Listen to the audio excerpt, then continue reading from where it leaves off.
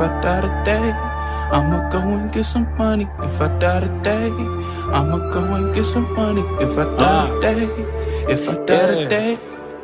Cold flows for a cold mind, see a new world, but I'm so blind. Kick rocks when your time's up, better start digging like a coal mine. Cold heart, seen cold times, it's a bold move, but the sunshine raise up when you... Good morning, Cardano Army. It's your boy Bootman coming at you with another video, guys. Go ahead and do all the things that the algorithm likes for me. I got my water locked and loaded, ready to go. Let's get this show started. Thank you to our Patreons, Kether B. All Flair, Lucy, Kraken, Fruits, Mailer for Crypto, and BET Docky. Let's keep chopping. All right, guys, before we get into the Cardano news, crypto has not been boring. Well, crypto has been boring, but the characters in crypto have not been boring at all. We got BitBoy here. This man, the fall of grace that this man has been experiencing has been legendary. I've never seen a person go from riding in Lambos and Hellcats to going on meth addicted rants, bringing his mistress. They're both doing the sauce, trying to steal Lambos. Lord have mercy. This is this is kind of insane.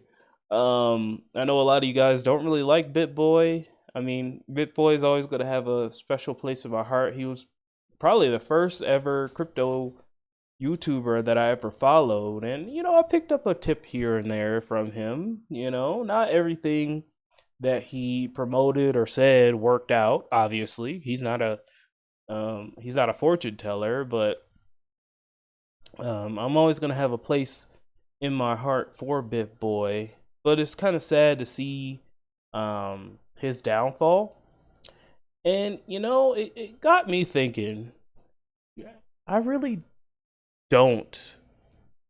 want fame, guys. Fame, it can get to your head. You can become addicted to the attention. And I think that's why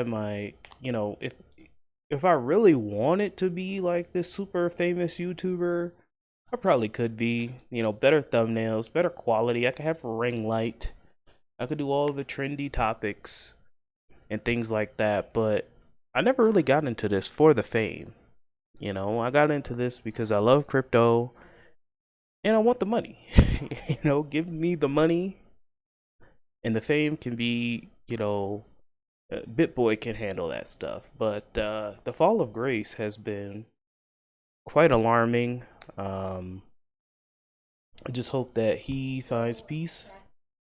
And I know I put this has nothing to do with Cardano, but it's sad to see him go out like that.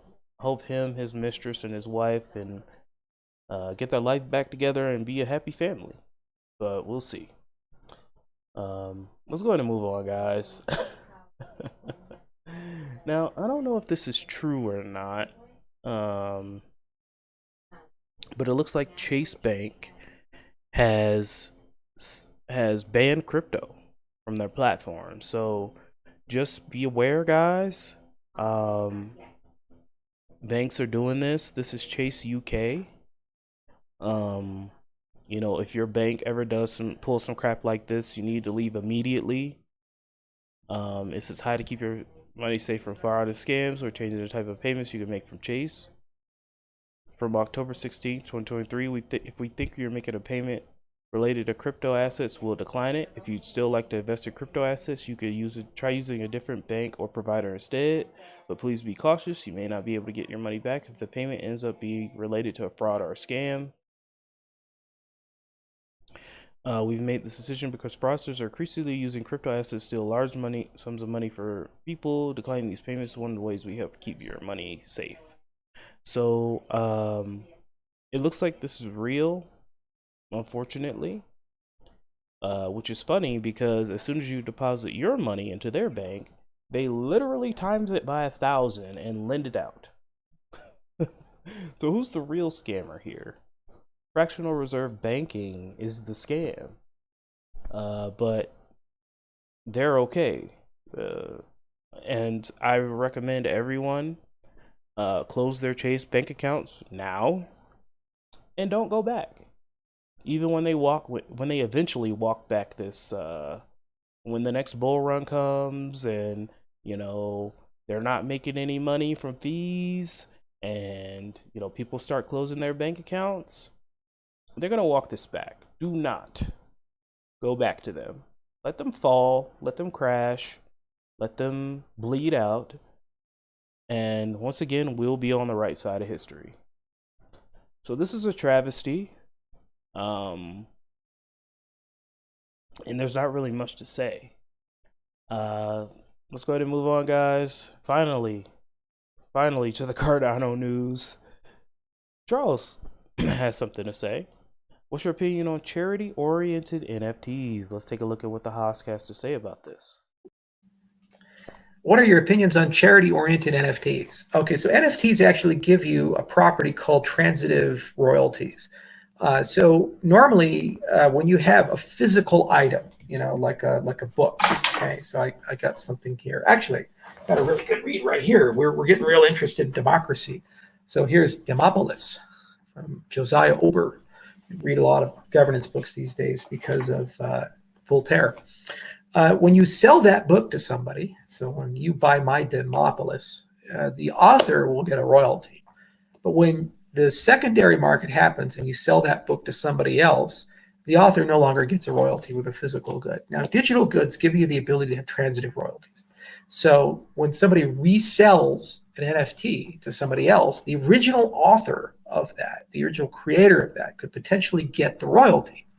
Now, for charities, what you can do as the artist or content creator is that you can go ahead and say, well, 10% of all royalties will forever go to the Red Cross or to UNICEF or something like that.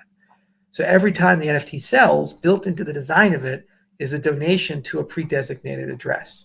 Even after the author dies, it still happens. So actually, charity-oriented NFTs are not only possible, it brings a whole new dimension to NFTs' value for preserving things that the artist cared about. So there you have it. Shout out to the big man, Charles Hoskinson. Let's go ahead and move on. Thank you to OneCom, ticker symbol 1COMM. You guys know the drill. Keep Cardano decentralized. The only way we're going to do that is if we support small stake pool operators only. So, delegate your crypto to OneCom now. 0% fees until at least December 2023 for all existing and new delegators. Thank you to OneCom for sponsoring the channel. Let's go ahead and finally, we've got Cardano 360. I think that's going on today or yesterday, one of these days. In our August Cardano 360 show, the Lace IO team shared their short and midterm objectives. Let's take a listen. In the short term, we know there's still some features that we need to deliver, which is fully support of Ledger and Treasury hardware wallets. That's on the way. A second feature, what I would like to mention, it's multi-delegation. This is going to be a beta version, which hopefully it's going to be available for 1.5. I don't want to jinx it, but we are making all the effort and all what we can do to make that possible in the next release.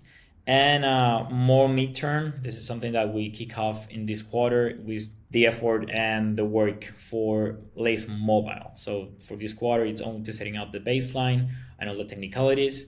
But I would say in the next year, we're going to be so excited with Lace Mobile. It's going to be increasing a lot of experience.